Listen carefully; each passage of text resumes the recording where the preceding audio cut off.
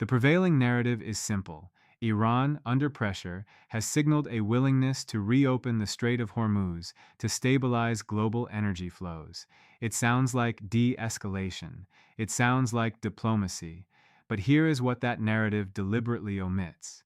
Iran has never offered access without embedding leverage inside the terms of that access, and this time is no different. The reopening is not a concession, it is a mechanism of control. And in the next few minutes, I will show you why this offer is not about easing tensions, but about redesigning who ultimately holds power over the world's most critical energy choke point. I am a geopolitical risk analyst with over a decade spent studying energy corridors, maritime strategy, and the financial architecture behind global trade. Tonight, I will tell you three things that are not being openly discussed. First, the specific condition Iran is quietly attaching to any reopening of Hormuz and how it transforms a physical choke point into a financial one. Second, the way this condition intersects with emerging non-dollar energy trade systems, potentially accelerating a shift that has been building beneath the surface for years. And third, how this seemingly tactical move fits into a broader long-term strategy that extends far beyond the Gulf, reshaping the balance between Western naval dominance and regional economic sovereignty. To understand the gravity of this moment, you have to look past the headlines and into the structure of the strait itself. Roughly a fifth of the world's oil passes through a narrow corridor of water that, at its tightest point, is barely 33 kilometers wide. It is not just a shipping lane, it is a pressure point in the global system. For decades, the assumption has been that control of this artery ultimately rests with superior naval power, primarily the United States and its allies. That assumption is now being tested, not through direct Razmakhan confrontation, but through conditional cooperation. Because when Iran says it is willing to reopen Hormuz, the real question is not whether ships can pass. The real question is under whose rules they will pass, under what currency they will trade, and under which security guarantees they will operate. These are not logistical details. They are the foundations of global power. And once you begin to see the offer in those terms, it stops looking like a retreat and starts looking like something far more strategic. The door is opening, but not in the way most people think. If you believe this kind of analysis matters, not as entertainment, but as a way to see the structure beneath the headlines, then you already understand why this channel exists. The people watching this are not looking for reassurance. They are looking for clarity before it becomes obvious to everyone else, before the narrative settles and the consequences are already in motion. If that describes you, then you are part of a very small group that treats information as leverage rather than noise. Everything discussed here connects to a much larger pattern, one that stretches from maritime choke points to the quiet transformation of global settlement systems, a shift that is not announced, only revealed in fragments like this one. There is a reason these pieces are rarely presented together in one place. And once you begin to connect them, the offer to reopen Hormuz stops looking like a temporary adjustment and starts revealing something far more structural. At its narrowest point, the Strait of Hormuz is just 33 kilometers wide, but the actual navigable shipping lanes are far tighter, only about 3 kilometers in each direction, separated by a buffer zone that leaves almost no margin for error. Through that corridor flows between 20 and 21 million barrels of oil every single day, nearly a fifth of global consumption. In liquefied natural gas, the concentration is even more extreme. Close to 30% of the world's seaborne LNG passes through these waters, much of it originating from Qatar. On peak days, more than 90 large vessels, including supertankers stretching over 300 meters, transit this passage in a continuous chain of movement that never truly stops. Geographically, this is not open ocean. It is a controlled funnel bordered by Iran to the north and Oman to the south, with Iran holding the dominant position over the critical northern coastline. Missile batteries, fast attack craft, drone systems, and radar installations are all positioned within striking distance of every ship that passes through. Even without closing the strait outright, the mere capacity to disrupt it creates a pricing mechanism that reverberates through global markets within minutes. Insurance premiums surge, futures contracts spike, entire economies begin recalculating risk in real time. This is why the Strait of Hormuz is not simply a maritime passage. It is a leverage point embedded in the physical geography of the planet, a place where a regional power can exert global influence disproportionate to its economic size. And for over 40 years, the United States has maintained the assumption that ultimate control of this artery rests with its naval dominance. That changes tonight. The system that has governed Hormuz for decades appears stable on the surface, but beneath it, fractures have been widening in ways that are both subtle and cumulative. Crack 1. The illusion of absolute naval control. The United States Fifth Fleet, headquartered in Bahrain, has long been the guarantor of free passage through Hormuz, but control at sea is no longer defined solely by ships. Iran has invested heavily in asymmetric capabilities, anti-ship ballistic missiles, swarm tactics using dozens of small, fast boats, and increasingly sophisticated drone surveillance. In 2019, the seizure of the British-flagged tanker Stena Impero demonstrated that even under heavy Western naval presence, targeted disruptions are not only possible, but strategically effective. The cost of maintaining uninterrupted flow has risen dramatically, while the ability to guarantee it has quietly declined. Crack 2. The financialization of risk. Oil no longer moves through Hormuz as a purely physical commodity. It is embedded in a complex web of futures, derivatives, and insurance instruments that react instantly to perceived instability. A single incident, even without sustained disruption, can trigger price spikes of 5 to 10% within hours. This creates a paradox. Iran does not need to close the strait to exert pressure. It only needs to introduce uncertainty. The market itself amplifies the disruption, turning limited actions into global consequences. Crack 3.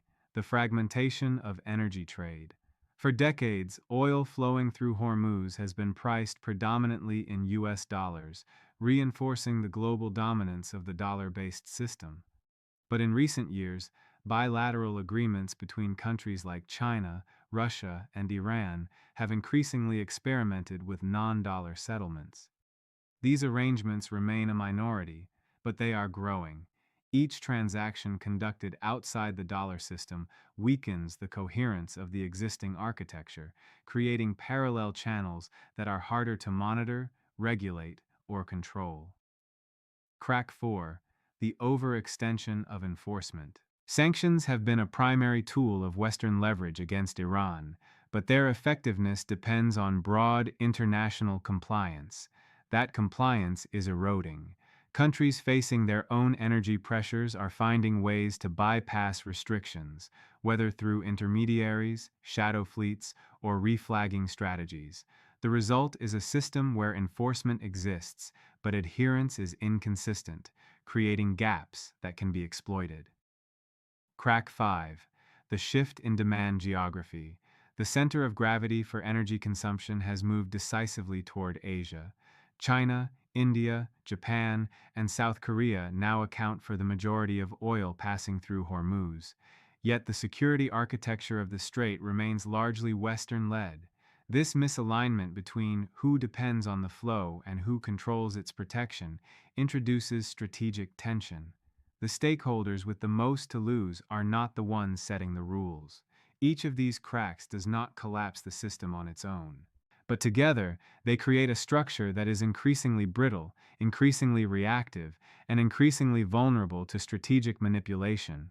Nature abhors a vacuum, so does geopolitics, only more violently. Into that vacuum step three competing forces, each attempting to redefine the rules of access, control, and value. Iran's strategy is deceptively simple: convert geographic control into conditional access. Its greatest strength is proximity. No external power can replicate Iran's physical position along the northern coast of the strait. Its missile systems, naval units, and surveillance infrastructure are already in place, integrated into the terrain itself. But Iran's fatal blind spot is economic fragility. Its domestic economy remains constrained by sanctions, inflation, and limited access to global financial systems. This creates pressure to monetize its leverage quickly, sometimes at the expense of long-term stability. Iran is not losing, but Iran is no longer enough. The United States operates with a different logic: preserve open access through overwhelming force and institutional dominance. Its greatest strength remains its global naval reach and its ability to project power far beyond its shores. Carrier strike groups, advanced surveillance networks, and decades of operational experience give it unmatched capability. But its blind spot is structural fatigue. Maintaining this level of presence is costly, both financially and politically, and it relies on alliances that are becoming more transactional and less predictable. The assumption that military dominance automatically translates into uncontested control is increasingly being tested. The United States is not losing, but the United States is no longer enough. China represents a third model: secure access without direct confrontation. Its strategy is to build economic dependencies and alternative trade frameworks that reduce exposure to choke points like Hormuz. Its greatest strength is its role as the world's largest energy importer and its capacity to finance infrastructure across Asia, the Middle East, and beyond. But its blind spot is vulnerability during transition. As long as a significant portion of its energy still flows through Hormuz, it remains exposed to disruptions it does not directly control. China is not losing, but China is no longer enough. And then there is the force that does not appear on maps, does not deploy fleets, and does not issue ultimatums. The real contest is not over the strait itself, but over the system that governs how value passes through it. The hidden power is the settlement architecture of energy trade, the network of currencies, clearing mechanisms, insurance structures, and contractual frameworks that determine how oil is bought, sold, and delivered. Most observers focus on ships and missiles because they are visible. But the real leverage lies in the invisible agreements that define the terms of exchange. Think of it as the operating system of global energy. The physical flow of oil is the hardware, the tankers, pipelines, and ports. But the software determines how that hardware functions, who can access it, under what conditions, and at what cost. For decades, this operating system has been dominated by dollar-denominated transactions, Western insurance markets, and financial institutions that sit at the center of global clearing systems. What Iran is signaling, quietly but deliberately, is a willingness to reopen the hardware of Hormuz under modified software conditions. Access, in this model, is not unconditional. It is tied to how transactions are conducted, which currencies are used, and which financial channels are recognized. This transforms a geographic choke point into a systemic one. Control is no longer exercised by blocking ships, but by defining the terms under which those ships operate. This is why the catch matters. It is not about whether oil flows. It is about how that flow is structured, priced, and settled. And because these mechanisms operate in legal agreements, banking systems, and insurance contracts, they remain largely invisible to the public, even as they reshape the balance of power. The country that builds and controls this system will hold more real power over global energy flows than any naval force that has ever patrolled the waters of Hormuz. Sometime in the next 3 years, a moment arrives that makes this shift visible. A new framework is announced between Iran and a coalition of major Asian importers.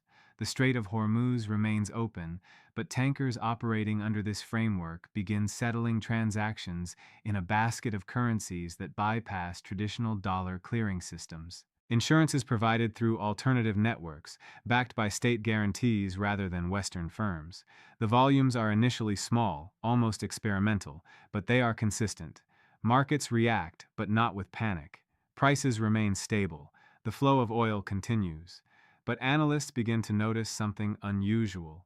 A portion of global energy trade is now operating under a parallel system, one that does not rely on the traditional financial architecture. Over time, more participants join, not out of ideology, but out of pragmatism. Diversification becomes a form of risk management.